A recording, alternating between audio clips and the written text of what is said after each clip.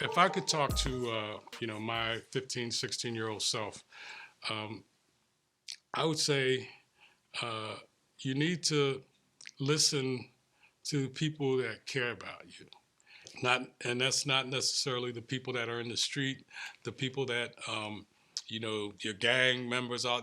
They're not the ones who are going to be there for you when when it's necessary. You need to listen to people who believe in you. I know, like my family, uh, they saw stuff in me or something in me that I didn't even see, that I didn't see in myself at the time. And I remember being told by my uncle, like, hey, you could be a lawyer, you could be whatever. And I you know heard it, but I didn't really hear it. It didn't really register with me because I was more interested in trying to impress people in the street. I was more interested in trying to impress people that were part of my gang. And I would say, listen to the folks who care about you, who are going to be there for you, and who have your best interests at heart. Because, if you listen to them, you won't go wrong. If you listen to the other folks, no telling what might happen to you. I've always felt that, or since I've been in the corporate world, that I had an advantage over a lot of the other people because I felt like I know a world that they have no clue of, but I also know their world. So to me, I could see things from a perspective that they couldn't see, that they couldn't see it from because they don't have the experience or the knowledge to be able to see it from that perspective. And I always felt like, one of the things that people used to say about me in the work environment is that, I didn't get rattled. But to me, I'm like, nobody got a gun to my head. I ain't standing in front of a judge trying to plead for my life. We trying to sell shoes here. We can figure this out. You know what I mean? And it always, that's the perspective that I always took of it. It's like, this is not life and death. This is business, and we're trying to figure out how to do business. My feeling always was, we can figure that out. Like I said, nobody's chasing me, trying to shoot me or anything like that. So I always felt like I had an advantage. So I get where Jay is coming from for sure. I understand what Jay-Z said in his interview with Kevin Hart because I agree 100%. Some of the most intelligent, creative, uh, smart people I've ever met were people that I've met in the penitentiary or in the street.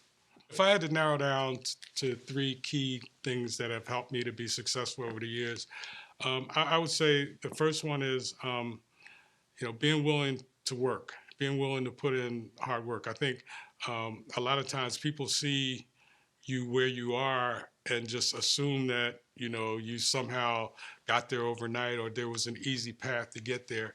But the reality is there wasn't. It took hard work. It took a lot of effort. It took a lot of sacrifice. So I would say, being willing to work hard would be the first one. Second thing I would say is being a team player. Know how to be a leader, but also know how to be a team player when you need to be.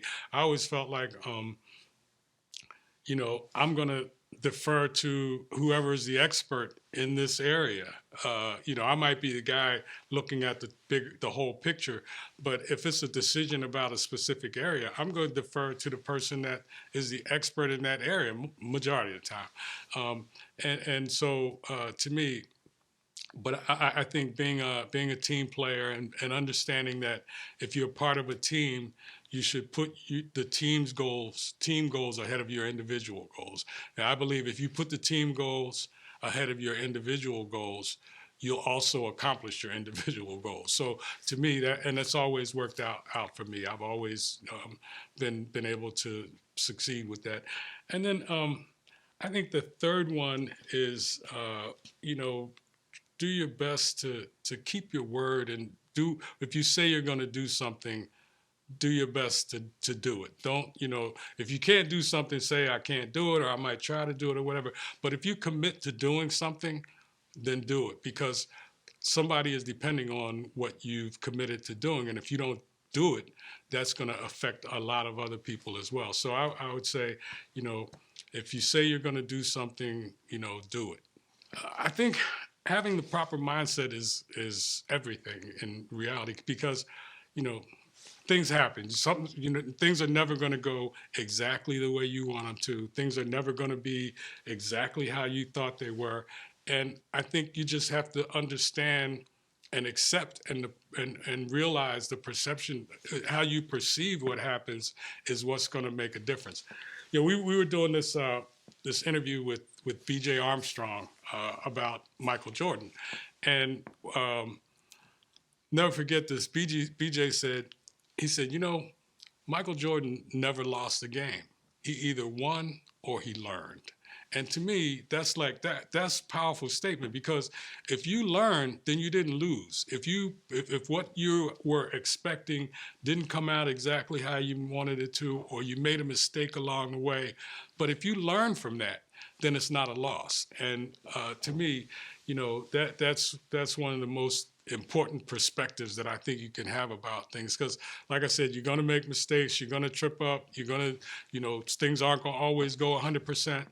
But if you take something positive from that, if you learn something from that experience, then it's not a loss.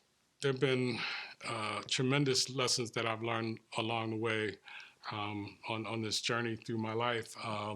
And to pick out one is kind of difficult, but I would go back to being a team player. I remember when I first came to Nike, not too long after I'd been there. Tinker Hatfield. Everybody knows who. If you know sneakers, you know Tinker Hatfield. I was talking to Tinker one time about this guy who was kind of messing up, and things weren't going too well for him. And I was trying to ask him, Tinker, trying to figure out what it was. And I'll never forget this. Tinker told me this when I was new to Nike. He said, even if you're a superstar around here, you can't act like one. He said, at some point, you're going to need people, you're going to need folks to step in and help you out in order to get them. And if you've been walking around like your shit don't stink, then folks aren't going to be there for you when you need them. And I never forgot that. I never forgot that when it came to Nike, and I never forgot that in general. That, that to me, even if you're killing it and you're the star on the team, you should always don't forget that you're a part of the team. You may be the best player on the team, but you're still part of a team. You can't go out and win it all by yourself. I think, to me, staying humble hasn't been that much of a challenge for me, because I'm still blown away by what I've been able to do in my life. Sometimes I have to pinch myself, and I'm like, is this really my life? Like, from where I came from walking the penitentiary yard and, doing armed robberies, all the stuff that I did up to this point. And now I'm like, how did I actually, get to where I am? But I know, it's been through hard work and all the things that I talked about. And I also know that I've been blessed. I know that, there are things that have happened for me that are beyond my control, that are outside of, my control. And one of the reasons that I agreed with my daughter to write this book is that I feel like I've been so blessed in my life that if I didn't share this story, if I didn't share this journey, then I wouldn't be showing my appreciation for how blessed I've been in my life. So, it's been an amazing journey, and I'm really at a point now where I'm glad I was able to share it. For years, I hid it. I kept it in. I didn't want anybody to find out or to know about, my past, and because I was afraid that it would, ruin everything that I was trying to build.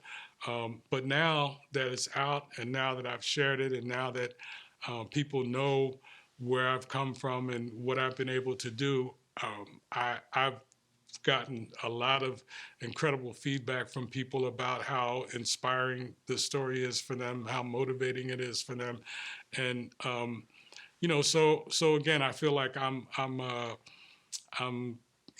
showing that I appreciate how blessed I am by sharing this story.